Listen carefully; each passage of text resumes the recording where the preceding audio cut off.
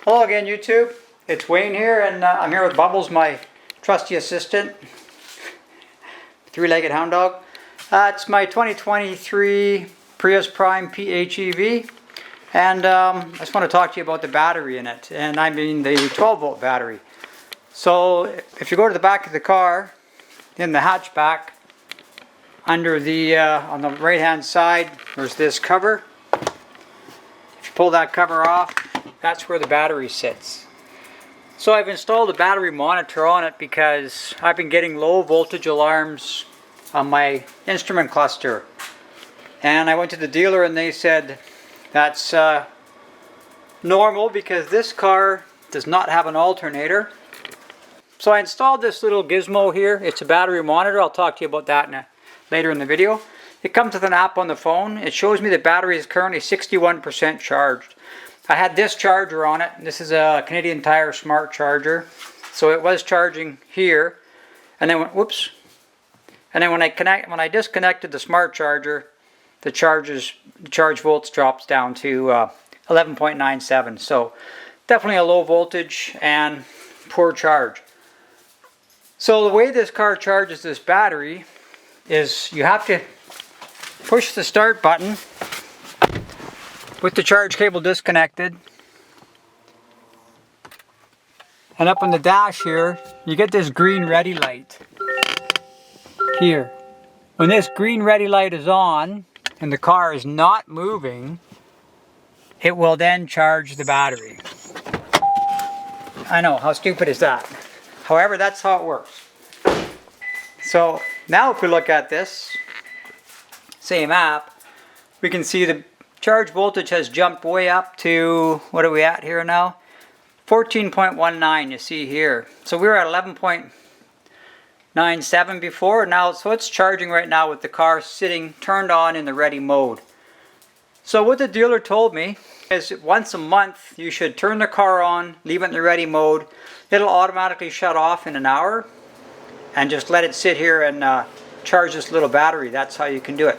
Because when it's in the ready mode and you start driving somewhere, the minute you start driving, it stops charging this battery. Even though the ready light stays on, it doesn't charge the battery. So the green ready light has to be on and the car can't be in motion or using the big battery. So what happens with me, since I do a lot of highway driving, is the battery gets lower and lower and lower until finally it starts giving me low voltage alarms. Okay, so now if I turn the car back off again, let me just set this camera up here. I'll put this so you can see it. Okay, I'll go turn the car off and you'll see what happens here.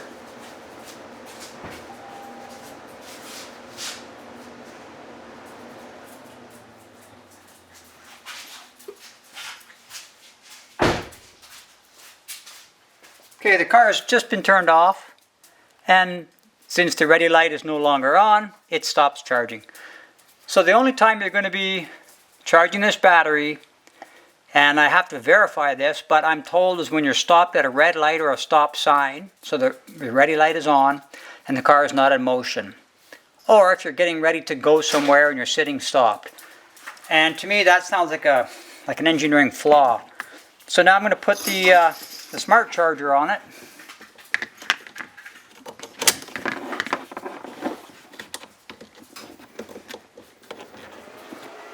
Okay, so now I just put the smart charger on. You can see this voltage is starting to climb already. So we're at 12.5, 12.51, 12.52. Okay, so what I'm going to do is use my charger, and the amps are climbing, so it's at 4 amps charging current, and that will keep on climbing. I guess my plan going forward, because if this battery sits in a discharged state, 60-50%, for extended periods of time, which is what's happening, it will destroy the battery, probably within a year. The car is over 1 year old, and I don't know what I can use another internal resistance tester just to see what kind of life is left in the battery. The other option is to try to keep it fully charged. So once a month I would recommend, like the dealer told me, is to put a charger on it. They don't make you aware of this at the time of purchasing the car, So I had no idea this was happening until I had to replace my first battery. And it cost me, for this battery, I think it's 20 something cold cranking amps. Let me just tell you what it is here. Flashlight. 45 amp hours, pardon me. For 45 amp hours at a 20-hour rate, that battery is over $900 from Toyota. Yes, that's right, you heard me right, $900. And I'll tell you what, I'm not paying for it if this happens again. This is obviously an engineering flaw of some sort. If this car can't keep this battery charged, that's not my issue. So what I'm going to try to do is not let that happen. Anyways, just want to make you guys aware of this. This is the way the Toyota Prius works. This is also the way my 2019 the generation before this one. This is a brand new 2023.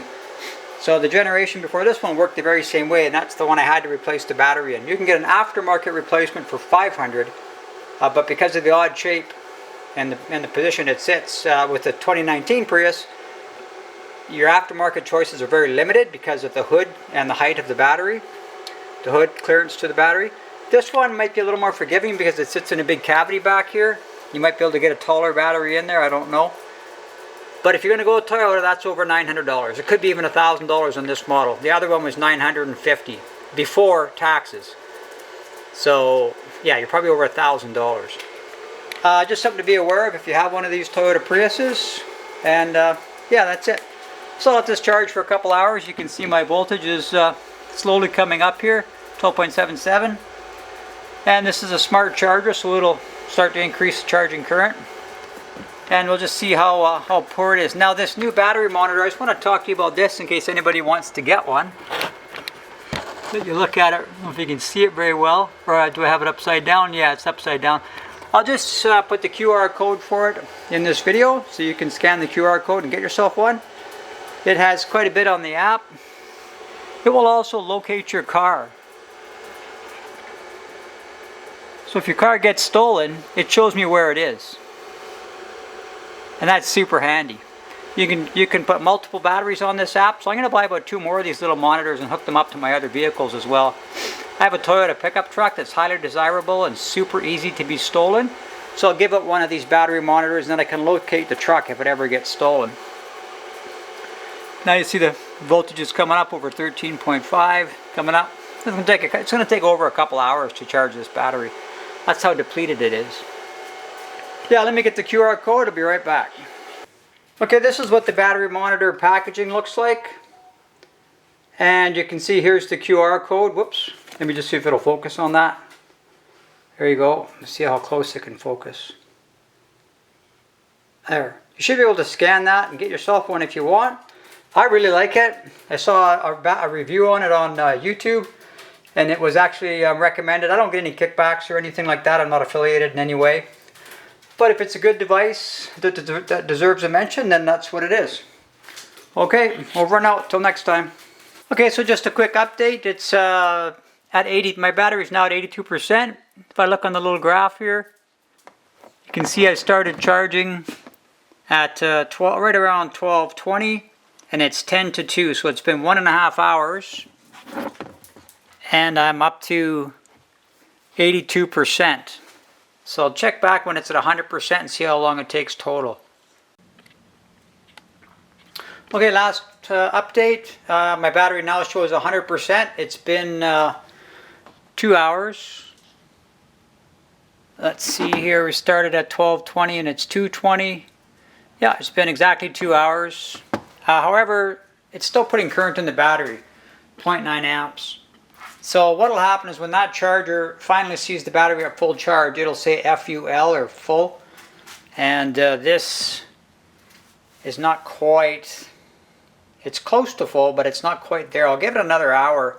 And hopefully if that charger doesn't go to FUL, then this battery has been damaged enough that it's not going to get up to 100% full charge. Even though this app thinks it is, the charger is still trying to force a little bit of current in. So we'll give it a bit longer and see what happens. Okay, I hope this information was helpful, and talk to you next time.